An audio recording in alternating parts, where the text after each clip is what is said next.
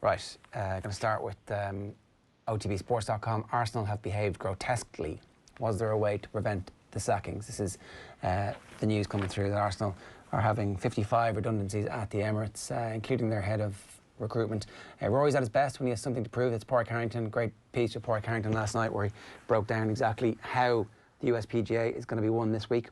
Leo Cullen, everybody wants happy and content kids, talking about dealing with children with autism. And McIlroy, major drought doesn't keep me awake at night. So Rory McIlroy not having sleepless nights. Wait until he has kids and then he'll have sleepless nights. That'll be nothing to do. Absolutely nothing to do with majors or otherwise. I'm going to bring you through the back of the tabloids here. Gun-fired, 55 redundancies at the Emirates to save the equivalent of Ozil's wages for 1 month, leaves players gutted. Does it leave the players gutted? Easy does it for Lingard as UEFA backs BLM protests. So that's Black Lives Matter's protests are going to be okay from as far as UEFA are concerned. And former GA President Liam O'Neill says that a call needs to be made very soon on the inter-county season, with crowds limited to 200 for at least another 3 weeks. The prospect of staging the championships in front of large attendances this winter appears increasingly remote. We need to have an open and honest discussion in the GA of whether a championship without crowds is justified. It's the first time I've heard anybody talking about that. We'll come back to that in a moment, Eoin. No hiding place, Rory McIlroy in a mask. Rory ready to make some noise. Martial's last gasp winner. Man United beat Lask 2-1 last night, but they were already 5-0 up on aggregate from the first leg, so they did not care. Ireland switch. Mark McCadden has this story from yesterday's press conference as well, that the fact of Ireland going to Sofia at the start of September now looks very unlikely, so it's more than likely going to be a neutral venue or the game will be in Dublin. And Gareth Bale has been axed by Real Madrid for tomorrow's Champions League second leg tie. Manchester City humiliated, is what one of the newspapers says. Sofia in doubt. Kenny's first game may be in the Aviva, and if it's not safe, we just have to follow that. Galway camogie player and GP Katrina Cormacan is disappointed the government haven't increased the 200-person limit for outdoor sporting events, but can understand the reasons why from her experience on the ground as a doctor in Galway City. So I think that's kind of the sense of what we've been talking about as well over the last while, that it would be important at this stage to allow the medical profession and the NFET to decide what's going to happen, because obviously they have all access to all of the information. Bale humiliated by Zidane is the story from the London Times. Maybe they want Bale back in England and they're taunting him to try and get him back. Good for selling newspapers. Arsenal cut 55 off-field jobs. And park race for Marathon Elite, a multi-lap race between the world's fastest marathon runners in one of London's Royal Parks, is expected to replace this year's mass participation Virgin Money London Marathon. So a little bit of lateral thinking to try and get marathon back on the agenda. News not as good, not good in cricket either. The ECB counts the cost of COVID. Cricket braced for job losses with a 182 million deficit feared. Arsenal's head of recruitment among 55 redundancies. Outrage, that's the headline on the back of the Irish Sun. Furious Arsenal acts 55 staff. Club blames COVID-19 crisis, but Auba is set for huge rise. Ozil still on 350 grand a week. We're in it to win it. Jesse Lingard, he's back. That's 2 goals in his last 2 games. This guy's on fire, just at the right time, when there might be a move in the offing. Home is away. Stephen Kenny's first match as Ireland boss. An away game against Bulgaria could be at a neutral venue or even in Dublin. And McIlroy has had 6 of the rest. Rory McIlroy again on the back of the Irish Independent this morning. Dublin switch among options for Kenny's bow as Irish boss. This is obviously the early edition of the Irish Independent. Events last night overtook things. Wexford club action averages over 60,000 viewers. So the 4 GA club games that were broadcast by TG Carr and RTE last weekend grabbed close to 10% of the audience share in their time slots. So it's a demonstration, Donncha Boyle says, of the desire for access to live GAA action. The 4 games broadcast had a reach, defined as people who tune in for a minute or more, of 709,400. So they're aggregating all of the figures there to get that 709,000 figure. It's kind of what you do in TV to make it seem like, 6 billion people are watching the Super Bowl. And you're like, that seems like quite a lot of people. The Racing Post back page is Raoul ready to make Wolves stand tall. So there's still obviously European football action for everybody to talk about. Wolves playing Olympiacos tonight. That one kicks off at 8 o'clock. More change at the top for racing as RMG chief steps down. That's Racecourse Media Group. Their chief executive, Richard Fitzgerald, is leaving after 12 years. It's a business and sport story. And there you go. Switch for Ireland ties, the back of the Herald. Sean, still king of Royal County. That documentary about Sean Boylan getting rave reviews. Fans are flocking to GA on TV, and then look, it's the same kind of stuff from the Telegraph. Is the cricket and Arsenal staff cut, but still obviously spending money. I mean, that's kind of how those businesses work, and that's always going to be the case. McIlroy out to rekindle that winning Harding Park feeling.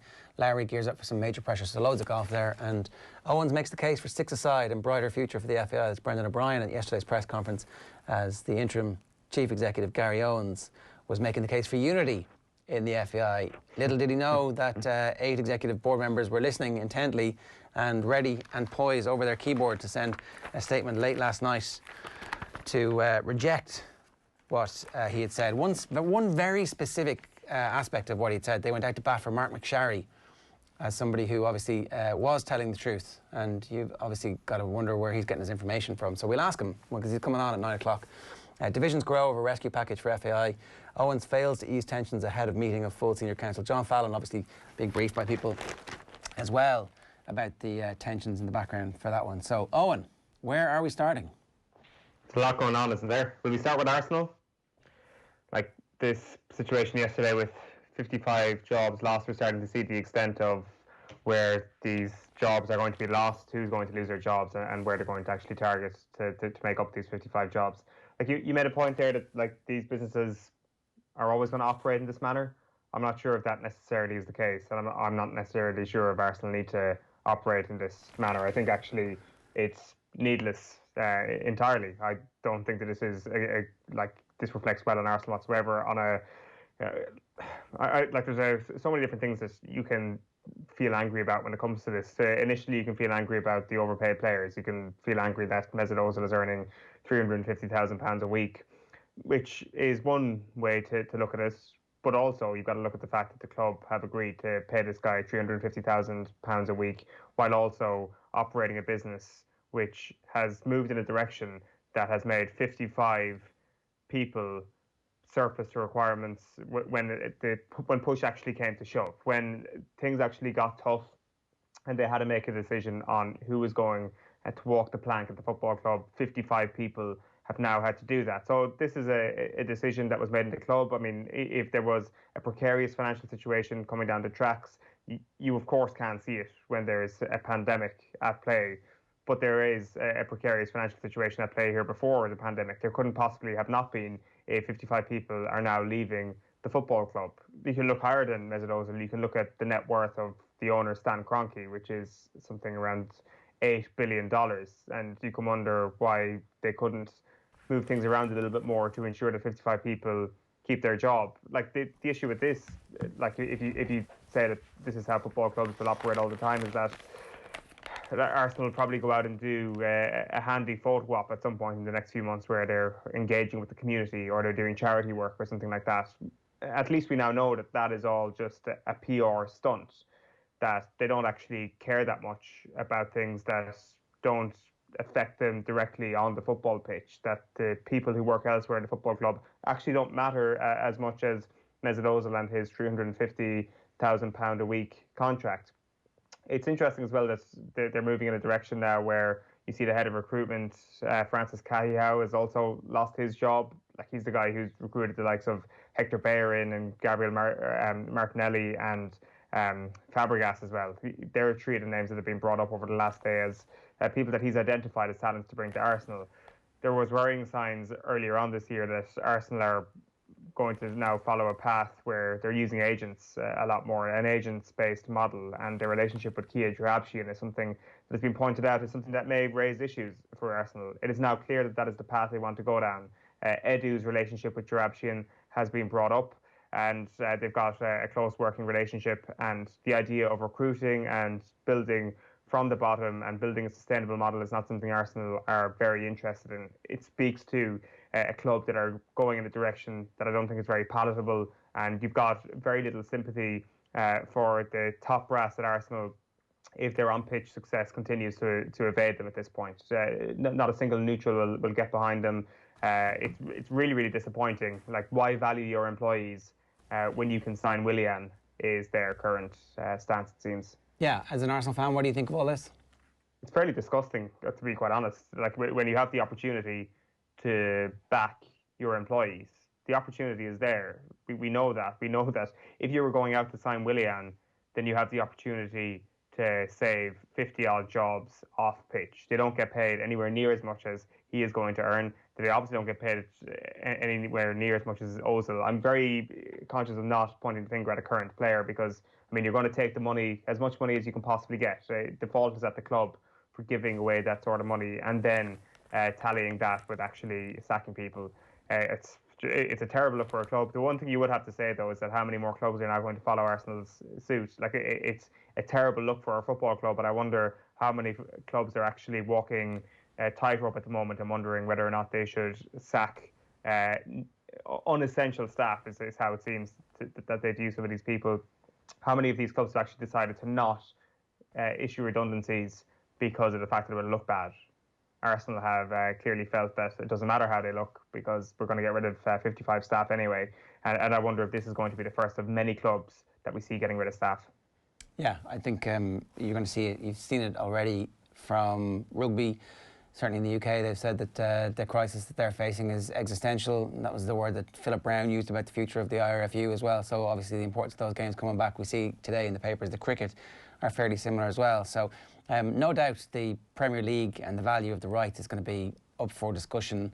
And like sometimes some of these organisations are going to have to make these decisions, and the decision will be, let's keep the football product as strong as we possibly can in the hope that you can use that to kickstart other aspects of the business.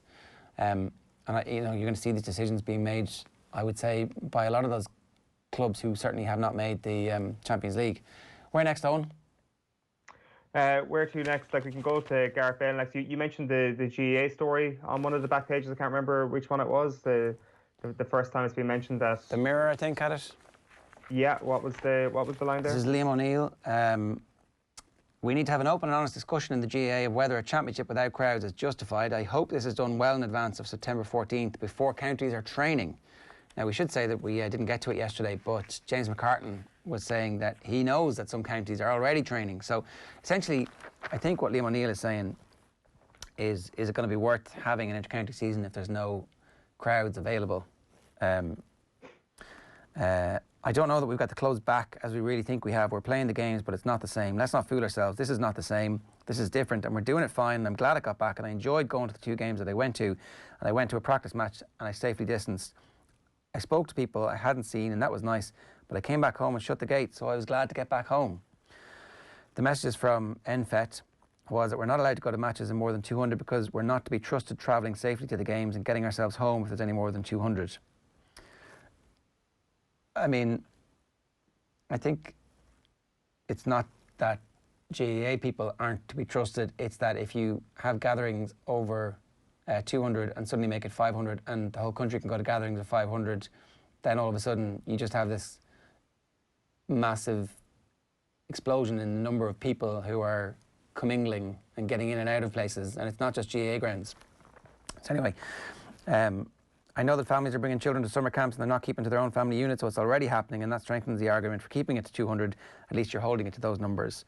So, look, Liam O'Neill is obviously a very level-headed individual who I think probably does express the views of a lot of people who are out there wondering if there's any point in having an inter-county season if there's going to be no supporters at it. Yeah, like, I mean, the inter-county season is obviously a very, very good television product, and it is a massive part of the sporting calendar here. I don't think that the idea of having empty stadiums should be the nail in the coffin for this sort of thing. I understand the finances that are at play here, that it's not worthwhile for the GEA and their coffers for this to proceed without fans. Like, I accept that completely. But is there not a greater thing at play here where there's going to be a year lost to inter-county football and hurling if the championships don't proceed? And they can proceed behind closed doors or with 200 people in a stadium if it was to happen in the morning. Like, it's interesting that we have had kind of signs that there is a lack of confidence now there will be an uptick in the people actually at stadiums to watch these games later this year, because we saw season tickets get cancelled this week. Like, we haven't seen John Horan come out and actually clarify whether or not the GEA are going to change their stance on empty grounds and whether or not they want to have an inter-county championship in empty grounds. That needs to probably be communicated over the next little while, because if John Horan doubles down on that, comes out and says, no, we still stand by this, we want to have whatever 10, 15,000 at GEA grounds, then you can put a pin in this year's championship and we can all move on with our lives. So it does. Just to talk about that, because Leo O'Neill talks about the. It appears now we're not going to have crowds at inter-county games. So let's examine the implications of that and say, do we want that? Is it vital to our mental health to have it? Are we going to ask all these fellas to train for 4 weeks and get knocked out? And we're going to train for 4 weeks for that? What proportion of the 30 million that it cost last year is going to be spent in that period of 4 to 6 weeks? Sport and health are inextricably linked. Would it not be sort of an irony if sport jeopardised health? Let me just briefly talk about the money. So that 30 million figure was obviously a huge thrust of the annual report from Croke Park this year. It was like the unstoppable juggernaut of the cost of producing inter-county teams. And it was a bone of contention with the GPA. They issued their statement saying that they felt that they were being targeted and that their players actually need good quality backup support to be able to perform at the level that they're doing. But if there's no inter-county championship, irrespective of whether or not there are supporters there, there'll be no money from the sponsors for the inter-county season. And that's obviously a huge amount of income. And there'll be no money from the broadcasters, or there'll be much reduced money from the broadcasters, who are paying, I think it's about 9 million was the figure in the books that was reported last year. So, like, it's kind of, how much do we save by not having the teams train, and how much do we lose by not having the sponsors pay and the broadcasters pay? And then obviously you're only playing if it's safe to do so. So you have to get the go-ahead, or things have to not be rolled back. We can't be going back to phase 1 or phase 2. So let's assume that we don't go back to phase 1 or phase 2, which, is a big assumption to make. But let's assume that. Is it then just a simple question of economics? They decide, we're going to lose this amount, we're going to make this amount. If this pot is bigger than this pot, we'll go with it. But if the amount that we're going to lose is more than we're going to make, we cancel it. I think it should be about more than that, shouldn't it? It should be about more than just economics. Of course, that if the maths don't add up and you're going to lose a shed load of money, then of course you have to give due consideration to that fact. But if it's going to be a bit of a seesaw and you don't know how much you're going to make or lose, and you know what, it's not going to make a huge difference financially to actually push this thing forward from central level at least, then you have to play the championships. It is the centerpiece of your entire calendar. If you have the opportunity to play these games safely, as safe as possible, I should say, in front of no fans, if you can actually make that happen, then you absolutely should do that. And like on the balance of things, if the broadcasters do actually come up with the amount of money they feel that they're getting all their games, and that is going into the central coffers, it probably will make financial sense. Where it doesn't make financial sense is going to be on a county by county level, and county boards paying extortionate sums of money for preparation fees. And the point there is, you prepare for whatever it is, a month or two, and then you have one game and then you're out. Well, that's the case every year, except you just got an extra game maybe. You might get your second game or your third game, and then you're out. Like in other years, you could obviously throw in a national league into that, and this kind of feels like a whole new year. It feels like March is a completely different stratosphere to the time we're living in at the moment. But I think that if it's even a question that they might break even from this, you have to crack on with it. I don't think you can be kind of weighing up the figures and say we're not going to make enough of a profit, therefore we shouldn't play the championships. Like, it's the centerpiece of your sporting calendar, and like the GAA should be doing everything within their power, if it is safe to do so, to make them happen. Yeah, so if it's safe to do so, the competition should go ahead, and it shouldn't really be about money. Well, exactly. I definitely, like, nothing can be about money in the year 2020, can it? Like, who is going to actually operate a very lucrative championship this year? Like, it's not going to happen. You're not going to make, you're not going to, like, so even on a year-to-year basis, the GEA would be looking at getting a few nice draws to ensure that they actually get a bigger wad of cash at the end. They're hoping for Mayo to make an All-Ireland football final so that their incredible fans are actually financing the GEA. You've got to hope for a bit of luck on a regular year. On a year like this, you are guaranteed to have no luck at all. The luck is already dried out. There is nothing coming your way on that front. Like even on the Premier League's level, the whole point of resuming the league was to ensure that they did get the money that the broadcasters had promised them, and there was just such big figures at play there. It wasn't about making extra cash or taking advantage of a situation. And I think the GA probably need to look at it in that way, that if they can get their TV money, you're doing very, very well to get that. And I don't want to use the line that, do this for the Irish public or whatever, that it'll improve the national mood. To be honest, some counties may actually have their mood diminished by watching their counties play. So I don't think that's the case. But I just think, just for the sake of the GAA, it's your big competition. Make it happen if it is safe to do so. It doesn't matter that it's going to happen in front of empty stadiums. You know the other bit about counties are going to lose money preparing teams for the inter-county season. How about they actually just stick to a budget and they say, well, this is the amount of money that we have this year, and beyond that, we're not going to spend any money. So if it means that the players train wherever they live for the strength and conditioning and they don't actually get together, then actually, fair enough. If it means that you only have access to a certain amount of a backroom team, then you cut your cloth to fit your measure. And you live within your means as opposed to excessive spending that you don't actually have. Well, that would make sense, and that would make sense in every year that we've seen in recent times. The problem is, one county thinks that the county beside them is spending double what they're spending, and they suddenly have to spend this imaginary money that they don't have to catch up with the county beside them, who may not actually be spending that money. And that county beside them then think that the other county is spending that imaginary money, and they try and go toe-to-toe with them and getting that extra nutritionist or whatever it is to ensure that they actually do manage to kick an extra few points at the weekend.